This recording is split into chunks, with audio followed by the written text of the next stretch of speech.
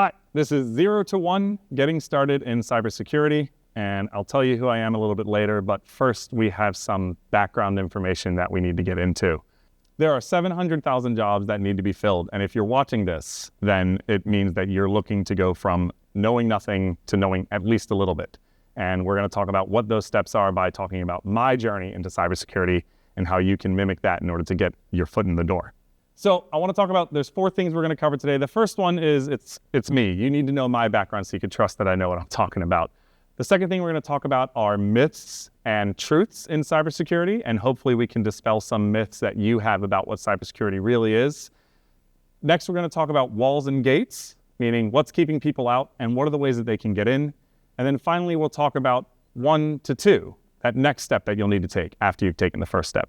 So, first off, why am I here? And not in the existential, what am I doing with life, which I do have that question as well. But really, why am I talking to you at a cybersecurity conference? Well, my name is PJ Metz. I'm currently a community manager of education at GitHub. Before that, I was a community manager at ProjectDiscovery. And before that, I was at GitLab. And the real important part of this story is before that, I was a high school English teacher for 11 years. In 2020, a friend of mine told me he thought that I could possibly get into tech by learning the code. I replied, you know, I'm a poet and I teach Shakespeare, right? I don't do math. And after some convincing, he told me, you know, I really think you could probably do it. It's the summer of 2020. What are you even up to? And I said, you know what I'm doing. I'm wiping down groceries and hanging out with my wife in our house. I'm doing nothing. So he said, here's a couple courses, give it a shot. And I gave it a shot and I got addicted. And that summer, I spent a lot of time learning the code. And then he introduced me to more people that were working in tech. And I started hanging out with them. And I started building Twitter bots. And I started building websites. And all of that ended up leading to an opportunity at GitLab to be on their education team. Now, how do you go from poet to tech, then that next step, which is actually to security? I got interested in security because while I was at GitLab, we changed from a DevOps platform to the DevSecOps platform. And I thought it was kind of interesting that we had to change all of our branding to include security all of a sudden. And I started noticing security popping up a lot of places. The idea of shift left, of making security a part of the process earlier rather than the last thing you do before you shift to production. In February of 2023, that's when I really started learning what security is by joining ProjectDiscovery as their community manager. One of the most important things I learned is that everyone was starting to take security more seriously, including users. And that means I had a future in security that was pretty secure. Let's talk about some myths in security and some truths that are going to dispel those myths. These myths are what kept me from really wanting to try to learn tech and then also got me worried when I was learning security as well. These are the things that make you want to stop because you think, oh, I can't possibly do it. But it turns out that they're myths for a reason. When you tell friends I work in security, this is what they think. Someone wearing a fedora, there were a bunch of nerds, that really were just a bunch of people who are sitting around and wearing Guy Fawkes masks and like hacking the mainframe and all that kind of stuff. And yeah, there's people who are like that and, you know, hack the mainframe and have 800 monitors. But really, most people in security are like this. It's a guy sitting at a computer, staring at it, going, why isn't this working? I don't understand, and running the same program over and over and over and attacking the same surface over and over. And it's just a person at a computer. It's people like Tanya from She Hacks Purple. It's groups like Blacks in Cybersecurity that had a huge, great presence at DEF CON. So it's not a bunch of dudes wearing fedoras, wearing Guy Fawkes masks, and like hacking the frame. What it is, it's a bunch of people just like you that are working in security in a variety of different positions. So first off, if you think you don't belong here, that's a myth.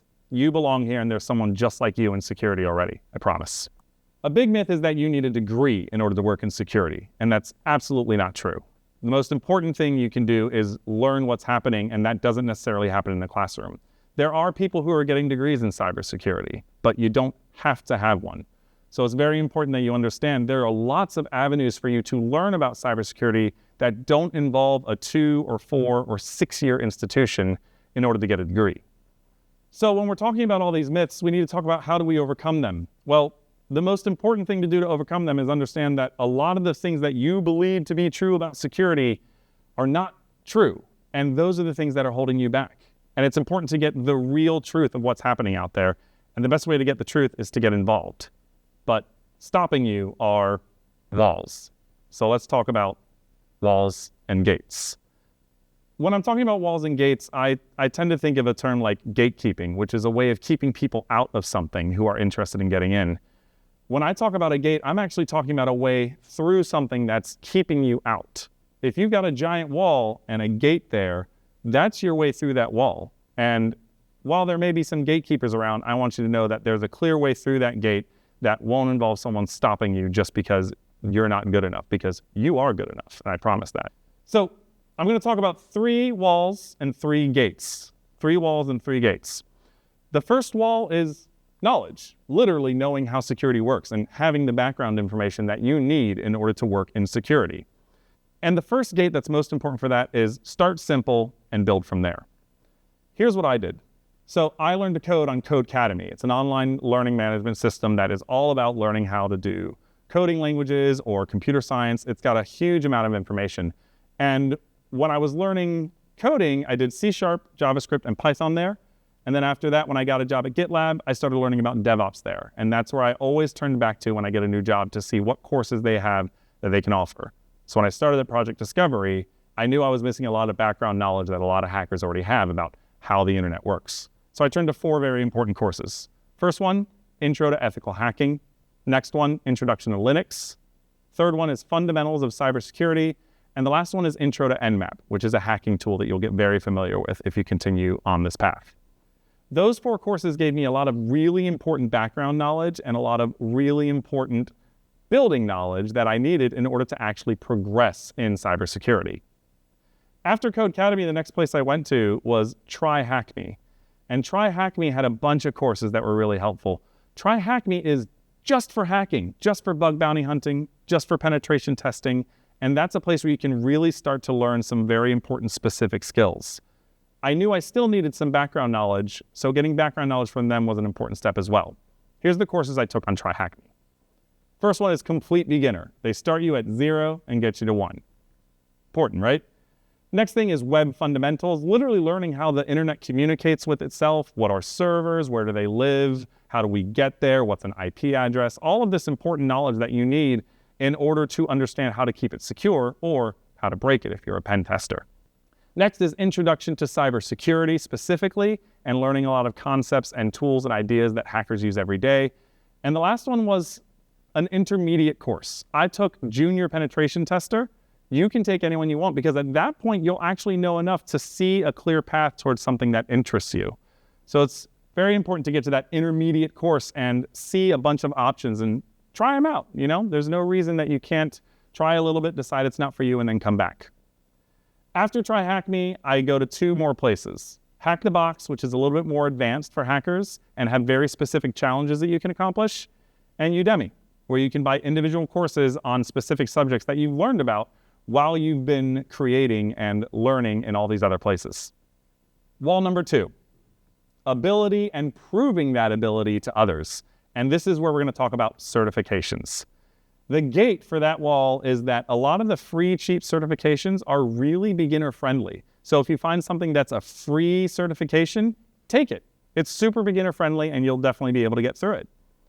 Now, when we talk about certifications, there are a lot of them out there. This is a picture that I took at B-Sides Orlando in 2023, and it is all the possible certifications you can get in cybersecurity. And if it's your first time trying to understand what you need in order to make it in cybersecurity, that can be very daunting to look at. But luckily for you, you don't need all of those. Wall number 3 is misinformation, and those really are the myths that we talked about before. And the way to get past misinformation is to actually join a community and be an active member of it. All of these places that I just talked about, Codecademy, Hack the Box, TryHackMe, Udemy, all of them have forums, Discord channels, places for members to talk to each other. And in talking to each other, everyone's there learning. And in that learning, we're helping each other. A community is one of the best ways to make sure you're not only learning the right way to do things, but you're understanding how it works in the actual real world. Because in those communities are experts who have showed up because they're passionate about sharing what they've learned with other people. And I want to tell you a little secret. A lot of cybersecurity people are super passionate about telling people the exact way they think they should be doing things. So it's probably a good idea to get into a community and start meeting those people sooner rather than later. So all of these places, Codecademy, TryHackMe, Udemy, Hack the Box, they all have communities that you can join. But I recommend looking at this article from Codecademy, and I've got a QR code here, and when it's shown, you can scan it. And I know this is a security conference, we shouldn't be scanning random QR codes, but I promise you this one's safe. And this is an article about the cybersecurity community and where you can go to meet more people. Super great place to get started. If you literally don't know what to do first, you should start there with that QR code. Last thing, 1 to 2. You've got the background knowledge, you've got a little bit of an intermediate course under your belt, and now you're like, well, what do I do to make that next step? What do I do to get closer to that job? Here's 3 things you can do that'll get you from 1 to 2. The community aspect. Step 2 for that is get really involved in that community. You're not just the one asking questions anymore, you're the one answering questions. Oh, I took that course already. I remember getting stuck on that part. Get involved in a conversation with that person because it's going to reinforce the learning for you. It's going to get more people into tech, and it's going to make you start to feel comfortable with concepts that you were previously uncomfortable with. Next step for knowledge, hack in the wild. I mean, follow the rules, of course. Don't go out there and start hacking banks and stuff. Don't. But what you want to do is you want to get out there and actually start hacking in the real world. Start learning what it takes to enter into a bug bounty program. Start learning what it takes to actually do pen testing on a live app. That's the type of stuff that's really going to help you level up your skills because you've got the basic stuff now. You've worked in a few rooms on TryHackMe. Well, now it's time to go out in the real world and see what you can do out there. The second step, 1 to 2 for certifications and proving that you know what you're talking about. What's the next certification after the one that you took? Usually they tell you, you've completed this one. Now, try this next level. Try this next level. And the place where you got your certification from will let you know what that next course is that's going to help you. Those 3 things will help you get to level 2 after you've hit 1. I'm PJ Metz. You can find the article that inspired this talk at nux.gg/insecurity. I'm at Metzing Around on Twitter, GitHub, all over the internet. And I really appreciate you listening to me talk for this long. Thanks.